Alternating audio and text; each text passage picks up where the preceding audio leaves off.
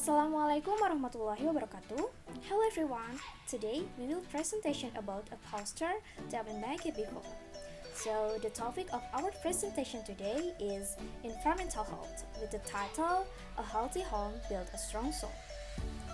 Before we started this presentation, I want to introduce the member of Group 3. First is Widie Dwi Astuti. Second, Dinda Puspitasati. Third, Amaliah Zukhruf. Fourth, Aisya Rahmawaty, and the last one is Krisna Yanti. The purpose of this presentation is to tell the importantly why we should build a healthy home because it can make a higher degrees optimal health. So the main point of this presentation will be talking about first, the meaning and the indicators of environmental health. Second, home environmental health issues in Indonesia. Third, the disease of environmental health. Fourth, the step to build a healthy home by WHO. And the last one is conclusion.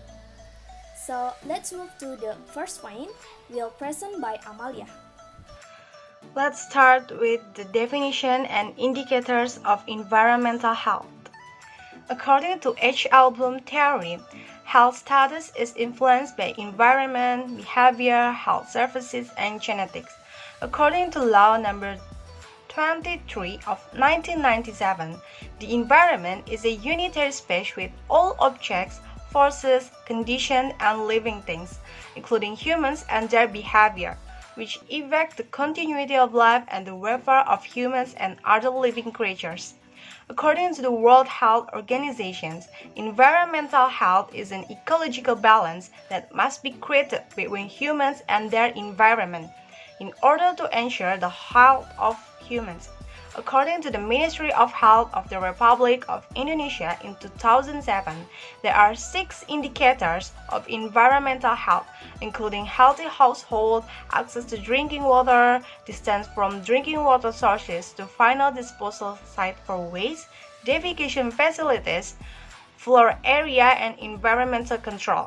According to the World Health Organization, there are 17 scopes of environmental health, one of each is about housing.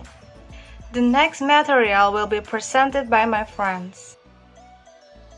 Livable house in Indonesia based on research conducted by the Indonesian Ministry of Health in 2020.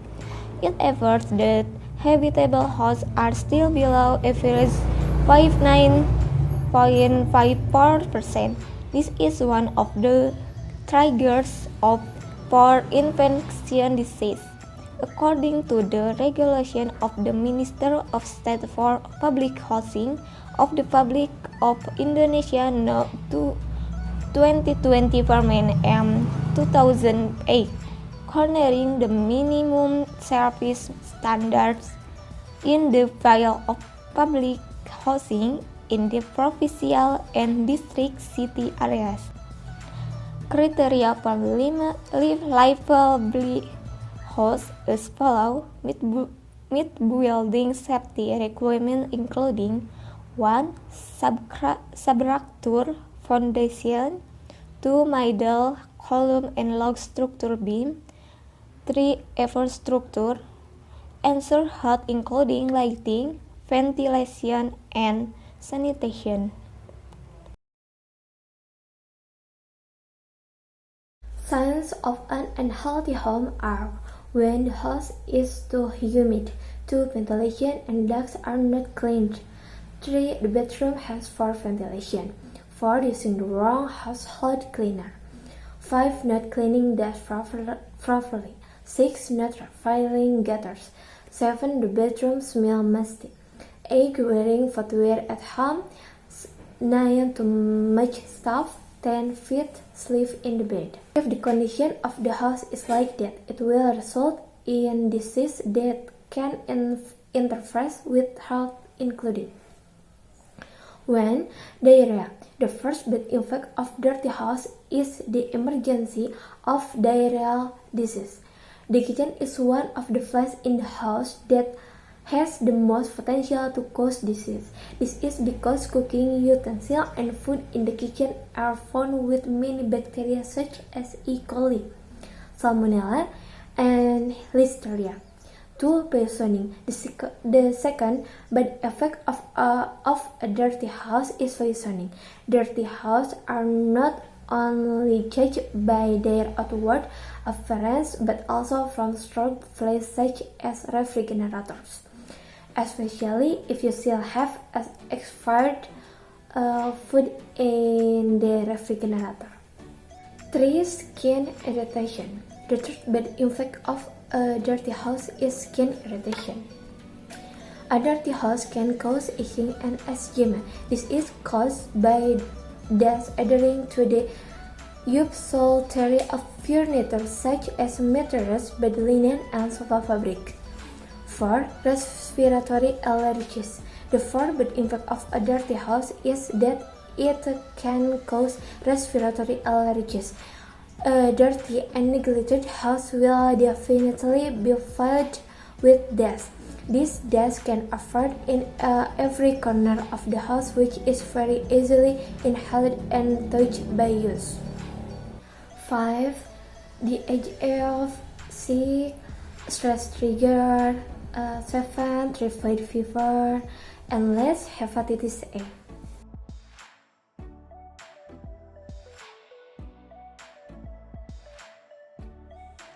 Healthy home according to WHO.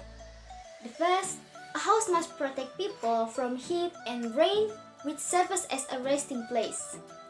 A house must have strong walls, roofs, and floors that can protect people from the heat and cold of weather, and also can be a place for people to taking rest after their activities. The second one, a house must have a place to sleep, cook, taking a bath, wash, and the others. It means that a house must have adequate facilities that can help to meet human daily needs. The third one, a house is made of the strong materials and can protect the occupant from earthquake, collapse, and infectious diseases.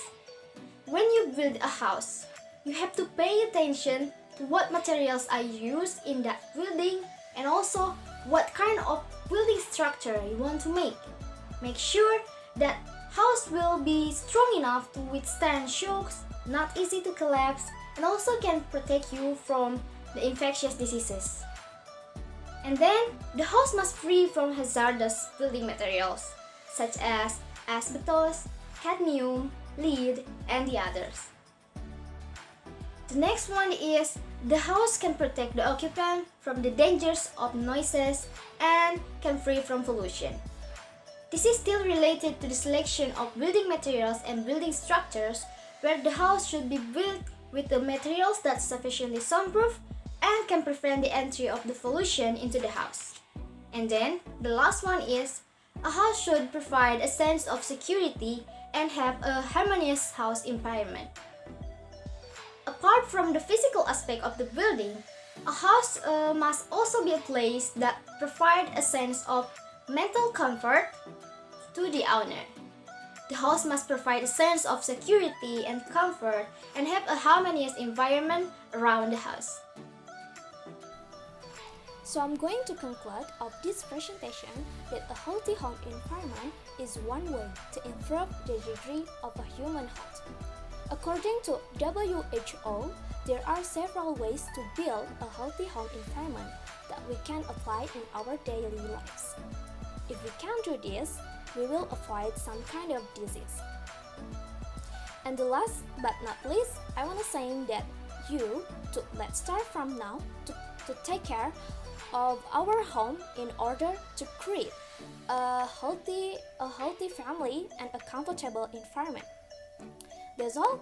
Thanks for your attention. Wassalamualaikum warahmatullahi wabarakatuh.